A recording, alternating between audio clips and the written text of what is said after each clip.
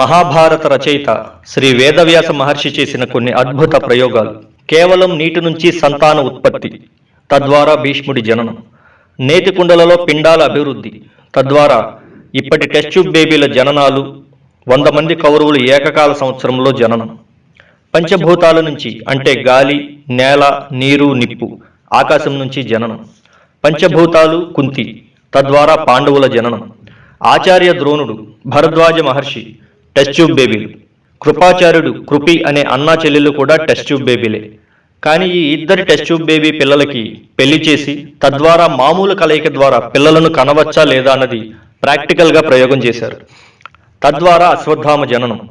ఒక మనిషి సూర్యునిలో ఉన్న తేజస్సును గ్రహించి సూపర్ న్యాచురల్ ప్రొటెక్షన్తో బిడ్డకు జన్మించడం. సూర్యుడు కుంతి, తద్వారా కర్ణుని జననం. అగ్ని నుంచి వచ్చే తేజస్సుతో పిల్లలను కనటం. ద్రౌపది దుష్టద్యుమ్నుల జననం. సాధారణ మానవునికి ఒక అసాధారణ వనితకి వివాహం. భీముడు హిడింబి, తద్వారా ఘటోత్కచుడు. ఆడదాన్ని మగవాడిగా మార్చటం.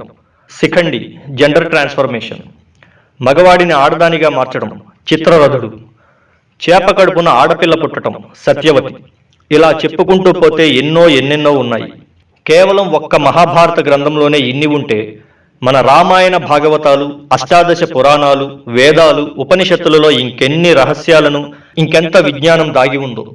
ఇవేమీ నేటి సైన్స్కి అర్థం కాని ప్రశ్నలు. కానీ ఇలాంటి ప్రయోగాలు ఇప్పుడు సాధ్యం కాకపోయినా లక్షల సంవత్సరాల క్రితమే మన భారతీయ ఋషులు ఈ ప్రయోగాలు ఎలా చేయగలిగి విజయం సాధించగలిగారు. ఇప్పటి మిడిమిడి జ్ఞానం ఉన్న మనలో కొంతమంది ఫేక్ అని కొట్టిపడేస్తారు. కానీ లక్షల సంవత్సరాల క్రితం ఆ ఊహ గొప్పదే కదా. ఈ సనాతన హైందవ ధర్మం ఒక అంతులేని సైన్స్. అందులో పరిశోధన చేసే కొద్దీ అద్భుతాలు ఎన్నో బయటికి వస్తాయి అని స్వామి వివేకానంద ఎప్పుడో చెప్పారు. కాబట్టి మనం పూజించే ప్రతి దైవం సైన్స్కి ప్రతిరూపం. సైన్స్ ఉంది అంటే ఖచ్చితంగా దాని ఎగ్జిస్టెన్సీ ఉండి తీరుతుంది. ఎన్నో లక్షల సంవత్సరాల తర్వాత పుణ్య ఫలితంగా ఈ మానవ జన్మ, అందులోనూ భారతదేశంలో, అందులోనూ హిందువుగా పుట్టడం, అందులోనూ దైవం అంటే నమ్మకం ఉన్నవాడిగా పుట్టడం, త్రికరణ శుద్ధిగా సనాతన ధర్మాన్ని జీవితాంతం పాటించడం ఒక వరం.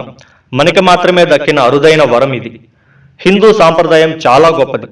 భారతీయులారా, మిత్రులారా, మీకు ఇవి తెలుసా? భూమి గోళాకారంలో ఉందని మొట్టమొదటి చెప్పింది మన ఆర్యభట్ట. భూమికి గురుత్వాకర్షణ శక్తి ఉందని మొట్టమొదటి చెప్పింది మన భాస్కరాచార్య. ప్రపంచంలో మొట్టమొదటి శస్త్రచికిత్స చేసింది సుశ్రుతుడు. విద్యుత్ మొట్టమొదటి కనిపెట్టింది అగస్త్యుడు. విమాన శాస్త్రాన్ని అందించింది భరద్వాజ మహర్షి. భూకంపాలను ముందుగా ఊహించే శాస్త్రమును రాసింది వరాహమిహిరుడు. గణితం, భౌతికం, ఖనిజం శాస్త్రాల ఎన్సైక్లోపీడియా అక్షరాల లక్ష రాసింది వాల్మీకి మహర్షి. రసాయన శాస్త్రం అందించింది నాగార్జునుడు. కాస్మోలజీ చెప్పింది కపిలుడు. అణువుల గురించి వివరించింది కనాదుడు. డిఎన్ఏ గురించి చెప్పింది బోధిధర్మ. మేఘశాస్త్రాన్ని చెప్పింది అత్రి మహర్షి. మొదటిగా పత్తి నుండి దారాన్ని తీసి వస్త్రాలను తయారు చేసింది ఉత్సమధుడు. సంగీతాన్ని ప్రపంచానికి అందించింది స్వాతిముని. ఇలా ప్రపంచం కళ్ళు తెరవక ముందే మన ఋషులు ప్రపంచానికి ఎంతో విలువైన విజ్ఞానాన్ని అందించారు. ఎందరో మహానుభావులు, అందరికీ వందనములు. నా దేశం గొప్పది, నా సనాతన ధర్మం గొప్పది, నా హైందవ ధర్మం గొప్పది. సర్వం శ్రీకృష్ణార్పణమస్తు.